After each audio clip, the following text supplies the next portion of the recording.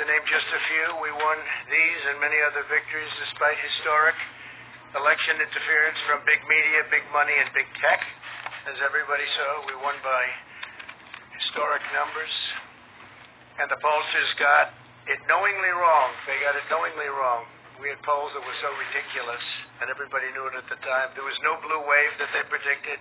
They thought there was going to be a big blue wave. That was false. It was done for suppression reasons. But instead, there was a big red wave. And it's been properly acknowledged, actually, by the media. They were, I think, very impressed. But that was after the fact. That doesn't do us any good. We kept the Senate despite having twice as many seats to defend as Democrats. And in a really much more competitive states, we did a fantastic job with the Senate. I think we're very proud of what's happened there. We had many more seats to defend. They spent almost $200 million on Senate races in South Carolina and Kentucky alone, 2 races, and hundreds of millions of dollars overall against us. At the national level, our opponents' major donors were Wall Street bankers and special interests. Our major donors were police officers, farmers, everyday citizens. Yet for the first time ever, we lost 0 races in the House. I was talking to Kevin McCarthy today. He said he couldn't believe it. 0 races. Very unusual thing. 0. And actually won many new seats with, I think, many more on the way. This was also the year of the Republican woman.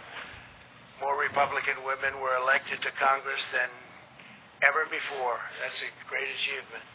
I won the largest share of non-white voters of any Republican in 60 years, including historic numbers of Latino, African American, Asian American, and Native American voters, the largest ever in our history.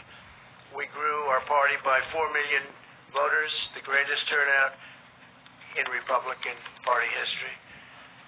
Democrats are the party of the big donors, the big media, the big tech, it seems, and Republicans have become the party of the American worker, and that's what's happened.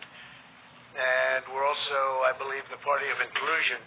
As everyone now recognizes, media polling was election interference in the truest sense of that word by powerful special interests.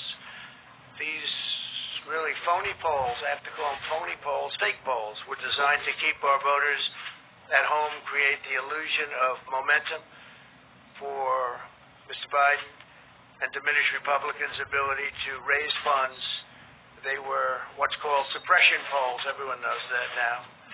And it's never been used to the extent that it's been used on this last election. To highlight just a few examples, the day before election, Quinnipiac, which was wrong on every occasion that I know of, had Joe Biden up by 5 points in Florida, and they were off by 8.4 points.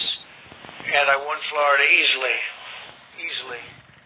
So they had me losing Florida by a lot, and I ended up winning Florida by a lot. Other than that, they were very accurate.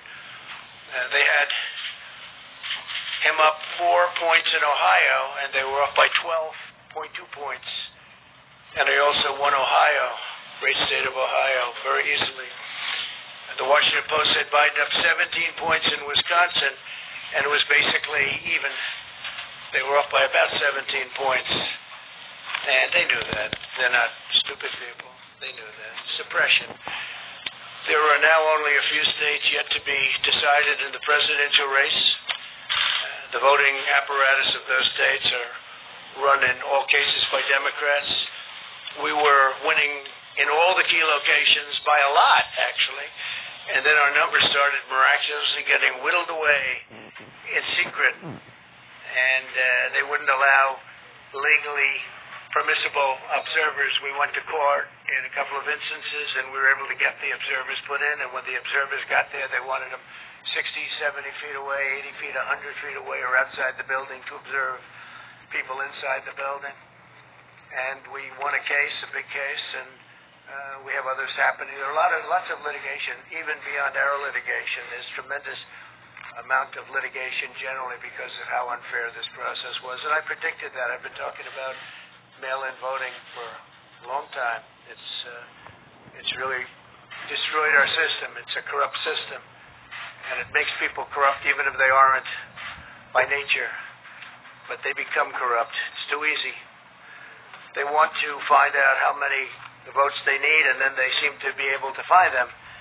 They wait, and then they find them. And you see that on election night. We were ahead in vote in North Carolina by a lot, tremendous number of votes. And we're still ahead by a lot, but not as many, because they're finding ballots all of a sudden. Oh, we have some mail-in ballots. It's amazing how those mail-in ballots are so one-sided, too. I know that it's supposed to be to the advantage of the Democrats, but in all cases, they're so one-sided. We were up by nearly 700,000 votes in Pennsylvania. I won Pennsylvania by a lot, and that gets whittled down to, I think they said now we're up by 90,000 votes, and they'll keep coming and coming and coming. They find them all over, and they don't want us to have any observers, although we won a court case. The judge said you have to have observers. Likewise in Georgia, and they're appealing. Actually, they're appealing.